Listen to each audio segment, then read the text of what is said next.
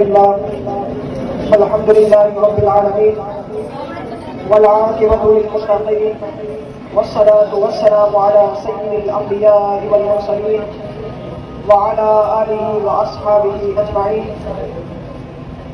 أما بعد فأعوذ بالله من الشيطان الرجيم. بسم الله الرحمن الرحيم. ولا تركنوا إلى الذين ظلموا فتمسكم النار.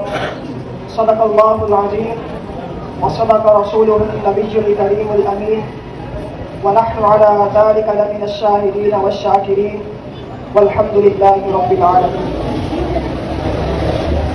مختصر سی حمد و ثنا کے بعد ادارہ حاضہ کے طالب علم ساتھیوں، السلام علیکم ورحمۃ اللہ وبرکاتہ. حضرات محترم، آج امت مسلمہ کے دل زخمی ہے. دنیا کے مختلف خطوں میں مسلمانوں پر ظلم و جبر، قتل و خون اور ناانصافی کے بادل چھائے ہوئے ہیں.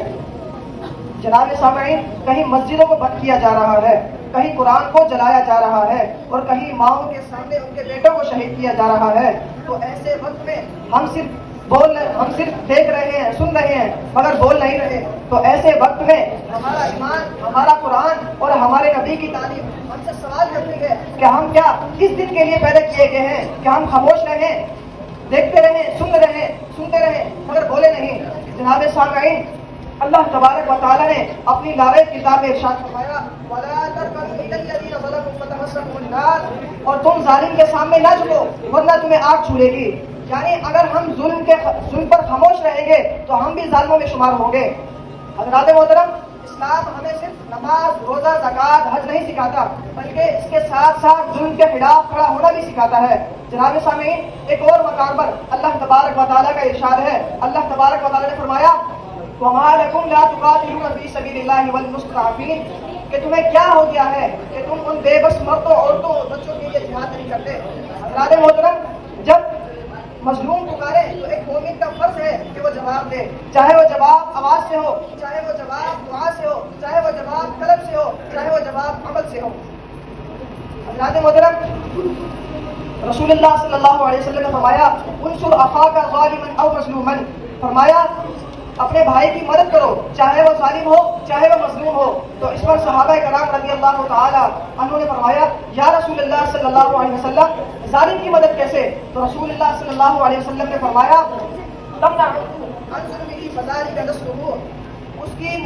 اسے ظلم سے روکنا ہی اس کی مدد ہے. حضرات محترم، ظلم پر خاموش رہنا ایمان کی کمزوری ہے. رسول اللہ صلی اللہ علیہ وسلم نے فرمایا من رأى منكم منكرا فليغيره بيده، جب تم میں سے کوئی کسی برائی کو دیکھے تو اسے ہاتھ سے روکے، اگر ہاتھ سے نہیں روک سکتا تو اسے زبان سے روکے، اگر زبان سے بھی نہیں روک سکتا تو اس کے لیے دل میں برا جانے. اور یہ ایک ایمان کا کمزور درجہ ہے. حضرات محترم، ایمان ایک خاموش تماشائی بننے کا نام نہیں بلکہ حق کے لیے کھڑے ہونے کا نام ہے. حضرات محترم، علامہ اقبال رحمۃ اللہ تعالی علیہ مسلمانوں کے ضمیروں کو جھنجھوڑتے ہوئے فرماتے ہیں سبق پھر پڑھ صداقت کا، عدالت کا، شجاعت کا. سبق پھر پڑھ صداقت کا، عدالت کا، شجاعت کا، لیا جائے گا تجھ سے کام دنیا کی امامت کا. اقبال فرما رہے ہیں کہ اے مسلمان، دوبارہ وہی سبق پڑھ جو تجھے قرآن نے دیا، دوبارہ وہی سبق پڑھ جو تجھے قرآن نے دیا، سچائی، انصاف اور بہادری کا. کیونکہ اللہ تبارک و تعالیٰ نے تجھے دنیا کی امامت کے لیے چنا ہے، دنیا کی قیادت کے لیے چنا ہے. جناب سامعین، یہاں پر اقبال بتا رہے ہیں کہ اگر مسلمان عدل و حق پر قائم رہیں گے تو وہ دنیا کے امام بن سکتے ہیں. اگر وہ ظلم کے خلاف ظالم کے سامنے جھک جاتے ہیں تو قیادت ان سے چھن جائے گی. حضرات محترم، ایک اور جگہ پر اقبال نے فرماتے ہیں اگر وہ ہوتا مسلم حاضر و موجود تو کیا امت میں جبے گردوں سے سجدے مانگتی. اقبال یہاں بتا رہے ہیں کہ آج کا مسلمان اگر زندہ ایمان والا ہوتا تو امت مسلمہ یوں سجدے مانگنے پر مجبور نہ ہوتی. اقبال کا درد یہ ہے کہ آج کا مسلمان غیرت و کردار سے خالی ہے، ان کا ایمان کمزور پڑ چکا ہے ورنہ ظلم کبھی ان پر غالب نہیں آتا.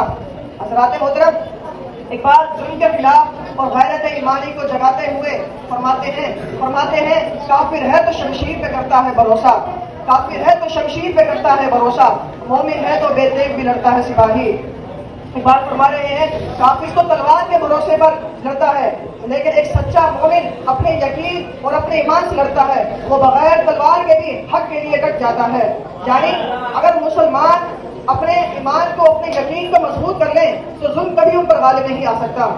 جناب سامعین، اقبال کا ایک اور درد بھرا پیغام ہے۔ اقبال فرماتے ہیں، نہ سمجھو گے تو مٹ جاؤ گے اے ہندوستان والوں، نہ سمجھو گے تو مٹ جاؤ گے اے ہندوستان والوں، تمہاری داستان تک بھی نہ ہوگی داستانوں میں۔ اقبال فرماتے ہیں کہ اگر ہم نے اپنی حالت نہ بدلی تو تم مٹ جاؤ گے، تمہارا تاریخ سے ذکر بھی مٹ جائے گا۔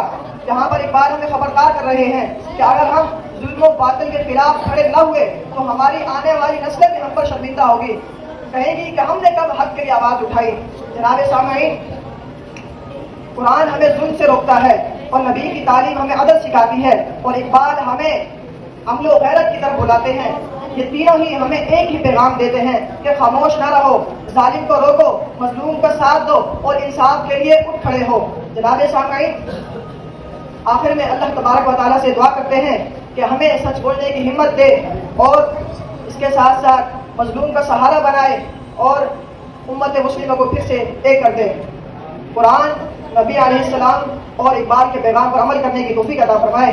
اور آخر میں یہی کہوں گا کہ مر جائیں گے ظالم کی حمایت نہ کریں گے، مر جائیں گے ظالم کی حمایت نہ کریں گے، حق بات پہ آئیں گے تو خاموش نہ رہیں گے۔